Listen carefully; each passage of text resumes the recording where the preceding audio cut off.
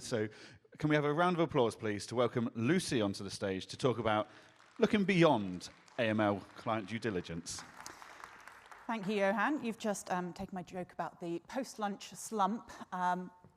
I was talking to someone on my way in this morning, and we were discussing how to make AML fun and sexy. We came up with no solutions. So I am going to talk to you straight as it is about AML. However, I'm not going to teach you how to do AML today, so you'll be pleased to hear that. What I do want to talk about is how to make it easier in your firm by using software. So I'm not going to teach you. However, Johan's very kind. We run a business where we offer AML support to bookkeepers and accountants. AML, you are looking to be the gatekeepers to the financial system for the UK economy.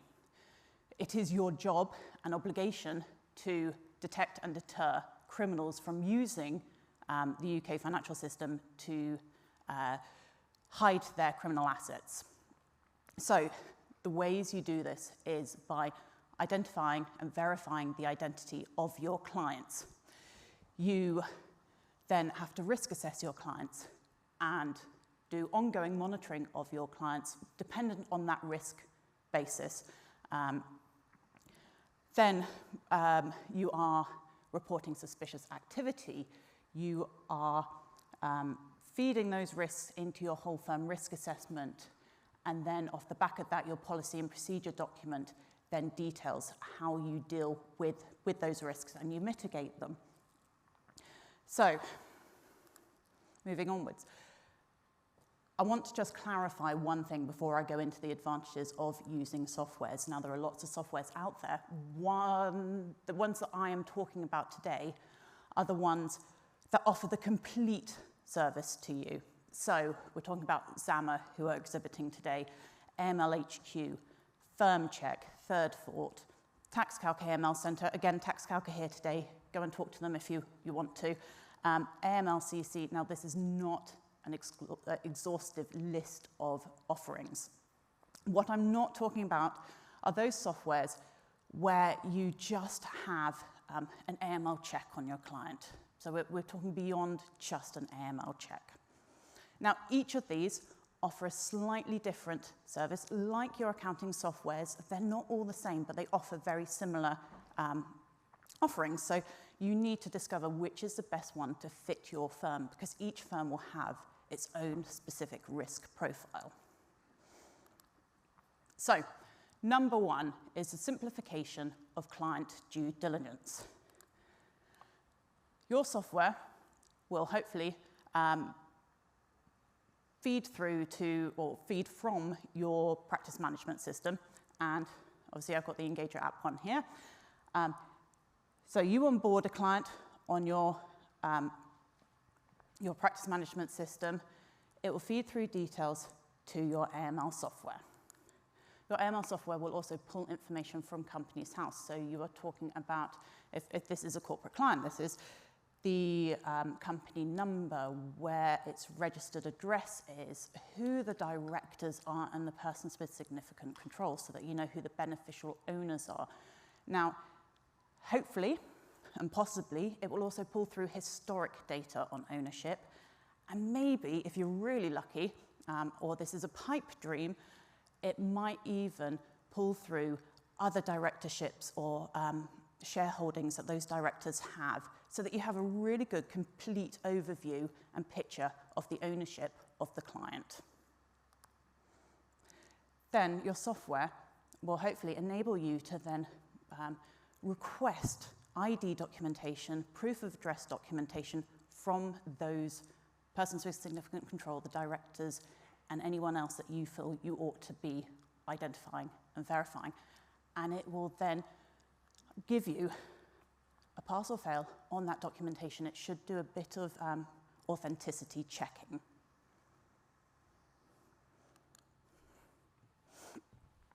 So,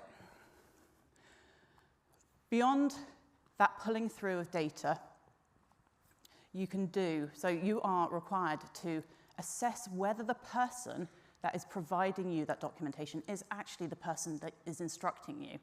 So Normally, without software, you do that with a face-to-face meeting, either online or in person. Now, software will enable you, especially if it's got a biometric test built into it, to do that online, basically get your client to do it for you. Particularly useful where you've got a business that has multiple owners, but you're only talking to one of them.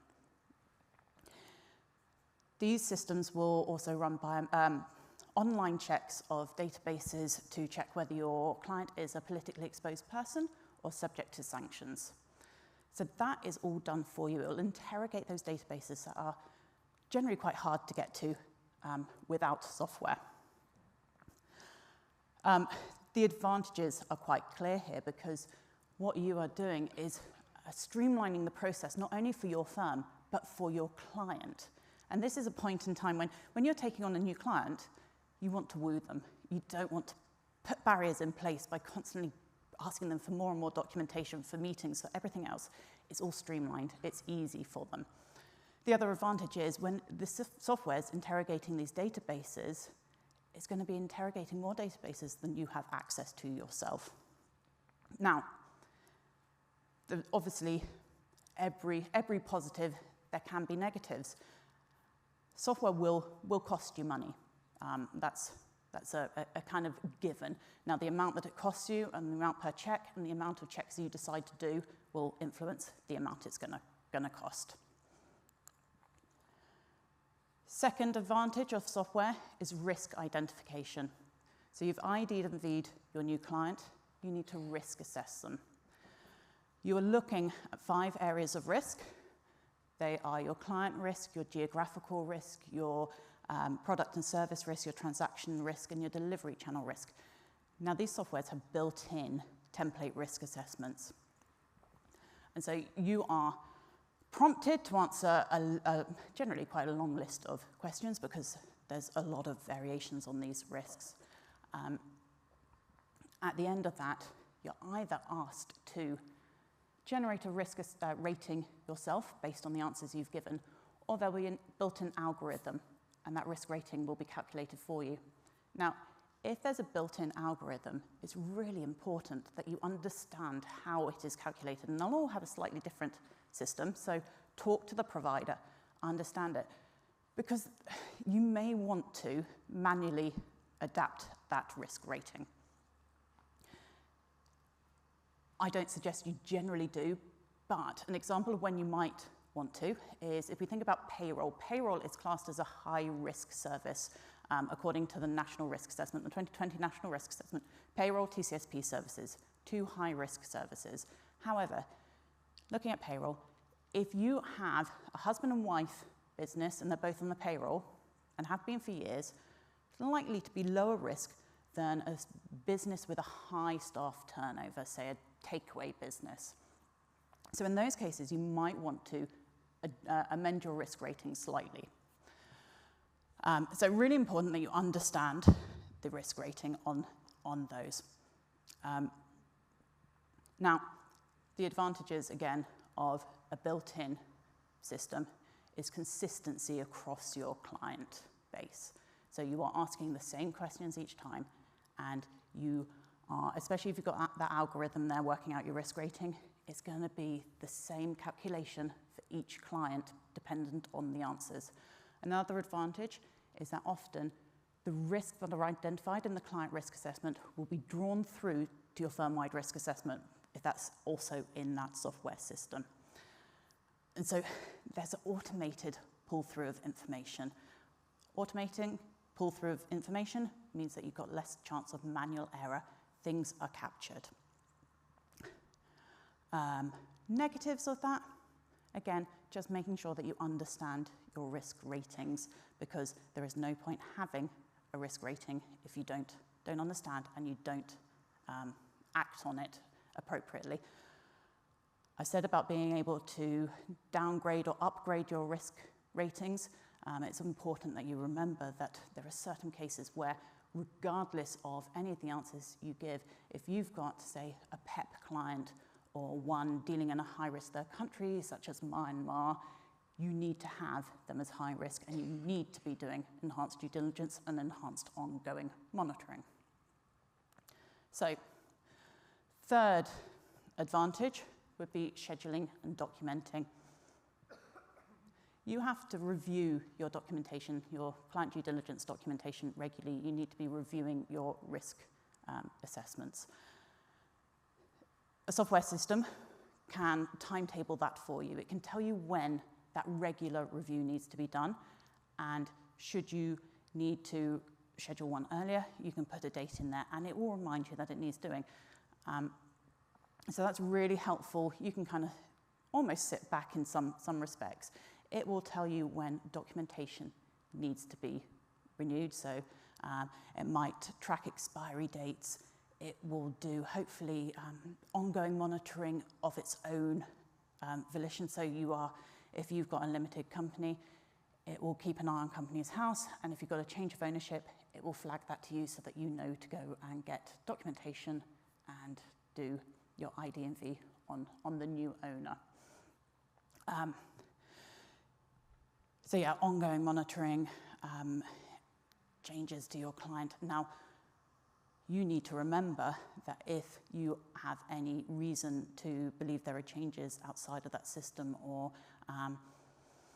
you are worried about a transaction that's been going on, that you need to do a review earlier than the scheduled review. So there still needs to be that manual overview site of everything that's going on with your clients. The other thing that it cannot do, even if it's got ongoing monitoring, is it cannot monitor the behavior of your client. It will not monitor their transactions. So you need to have that manual oversight of that as an ongoing exercise. Document storage and retention. This is quite an obvious one. If you've got your clients sending in their ID and address verification to the system, that's going to be on there. It's going to be on there all the time. You can save off copies, but it is there. So you have a filing system set up for you. You know where all those documents are. You know whether there's, or be able to see if there's a missing one as well. So that documentation system will give you confidence that you have everything you need should an auditor, should the NCA come and see you. You know where it is, and you can be calm about that. And then finally, you've got the maintenance of an audit trail. And there's going to be an electronic audit trail within the system. So everything you do will be electronically time-stamped. So again, you can prove to your supervisor, to NCA, anyone that comes and sees you, that you have done that and you did it in a timely fashion. Obviously, you've got the same issue here, though, that if you haven't done it, it's going to be very obvious that you haven't done it because you're not going to have that timestamp. If you've done it late or beyond the time, so your practice, your policy and procedure document says that you review high-risk clients every 6 months, and you're only doing it every 12 months because that's when you do your normal clients, that's going to show within your system that you are not following the procedures that you've put in place within your business. And that could cause you a few issues. That said, it's better late than never, so you can always argue that point. Okay, so the other thing that we've found with our clients that come to us and ask us questions, they say, but I'm doing this, I'm doing that. Evidence it for us. Can we see that you are actually doing it? Have you said what you've done? And without an audit trail, you can't evidence it, and it hasn't happened. As far as the auditor or NCA would say, they can't evidence it, it didn't happen. So the thing you need to remember with this audit trail is, again, it won't track everything. It's only tracking what's happening within that system. So you need to make sure that if you make a decision, you make a note within the client file as to why that decision's been made.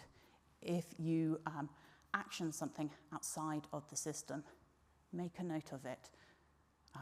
because if it's not evidenced, it didn't happen. So 5 reasons why to use software in your AML efforts. But how to choose the software. As I said at the beginning, software is all different. You need to find one that fits the risk profile of your firm.